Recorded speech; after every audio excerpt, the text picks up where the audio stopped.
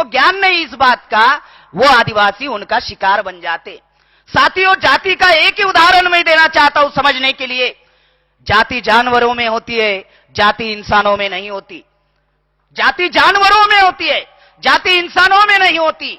ये जाति ब्राह्मणों ने निर्माण की। जानवरों का उदाहरण अगर दिया जाए, मान लीजिए अगर जानवर ने अगर टट्टी की, जानवर ने अगर टट्टी की तो आप पहचानते हो या नहीं? गधे की कौन सी है, घोड़े की कौन सी है, कुत्ते की कौन सी है, पहचानते हो या नहीं? इसका उलट कर दो, इंसान की टट्टी कोई बताएगा मुझे? मराठा की है, ये ओबीसी की है, ये एससी की है, ये एसटी की है। जाति जानवरों में होती है। ये बात जब मैंने उनको समझाई तब उनको समझ में आई कि ये मूल निवासी की जो कंसेप्ट है, क्योंकि बुद्ध काल में जाति नहीं थी, बुद्ध काल में जाति नहीं थी, भारत में आर्य आने के पहले जाति नहीं थी, गण व्यवस्था थी, गण व्यवस्था में जाति नहीं थी, गण व्यवस्था में हम सब लोग मूल निवासी लोग थे। आर्यों के आक्रमण की वजह से और भारत में जाति व्यवस्था का निर्माण हुआ जो पुष्यमित्र शुंग ने किया। साथियों, दूसरा एक महत्वपूर्ण मुद्दा है। यह महत्वपूर्ण मुद्दा है कि ब्राह्मण आदिवासियों को अलग करके क्यों रखना चाहता है। एक तो आदिवासी अलग रहने का प्रयास कर रहा है, और दूसरा ब्राह्मण आदिवासियों को अलग करके रखने का प्रयास क्यों कर रहा है। उसका मौलिक कारण है कॉन्स्टिट्यूशन के आर्टिकल्स 244(1) के अनुसार आदिवासियों को 5वीं अनुसूची का प्रावधान डॉक्टर बाबा साहब आंबेडकर ने किया। बाबा साहब आंबेडकर ने आर्टिकल 390 जो आर्टिकल्स बाबा साहब ने लिखे, उनमें से 63 articles SC ST OBC minority के हित के आर्टिकल्स लिखे। और डॉक्टर बाबा साहब आंबेडकर जिस कौम में पैदा हुए, जिस जाति में पैदा हुए, जिस समाज में पैदा हुए, उस जाति समाज और कौम को जो अधिकार बाबा साहब आंबेडकर ने नहीं दिया, इतना भयंकर अधिकार आदिवासियों को डॉक्टर बाबा साहब आंबेडकर ने आर्टिकल 244(1) और 2 में दिया, जिसका नाम है अनुसूची 5 और अनुसूची 6 स्वायत्त शासन और मालकियत का अधिकार। ये दो इतने महत्वपूर्ण अधिकार है कि ये अधिकार अगर आदिवासियों को लागू हो जाते तो क्या होगा। ये गवर्नमेंट का ये रिपोर्ट है, ये भारत में करीबन 36 राज्य है, सरकार कहती है 30 राज्य में आदिवासी निवास करते हैं, लेकिन साथियों सिर्फ 10 राज्य को भारत में अनुसूची 5 में घोषित किया गया, सिर्फ 10 राज्य में। एक है आंध्र प्रदेश, दूसरा है महाराष्ट्र, छत्तीसगढ़, झारखंड, उड़ीसा, मध्य प्रदेश, हिमाचल प्रदेश। ऐसे 10 राज्य को भारत सरकार ने शेड्यूल 5 में घोषित किया, अभी तक लागू नहीं किया।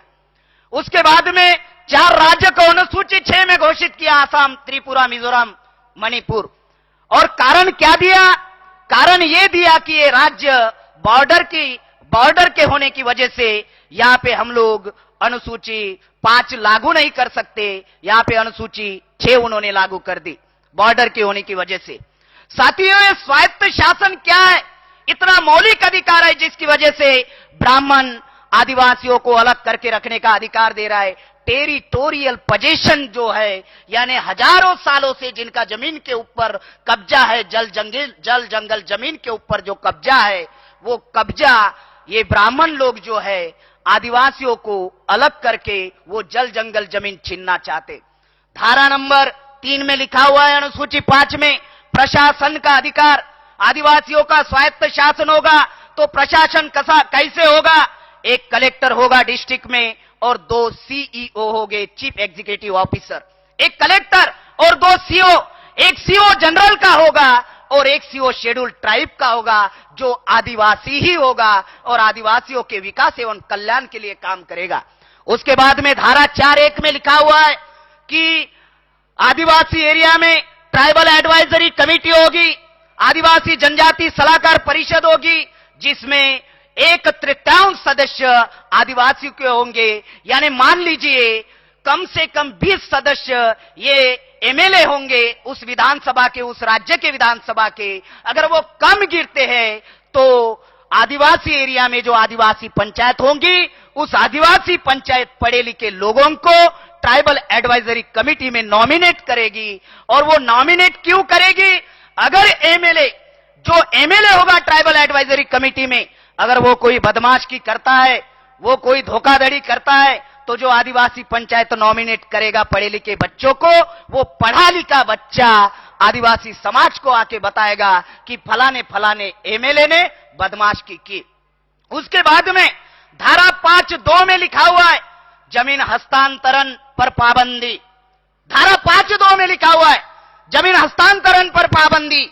लेकिन साथियों, ये सेज का कानून बना के, भूमि अधिग्रहण कानून बना के आदिवासी की जमीन गैर आदिवासी नहीं खरीद सकता। बाबा साहब ने लिख के रखा है अनुसूची 5 में, धारा 5(2) में लिखा हुआ है जमीन हस्तांतरण पर पाबंदी। लेकिन टाटा, बिरला, मोहब्बतलाल अंबानी आज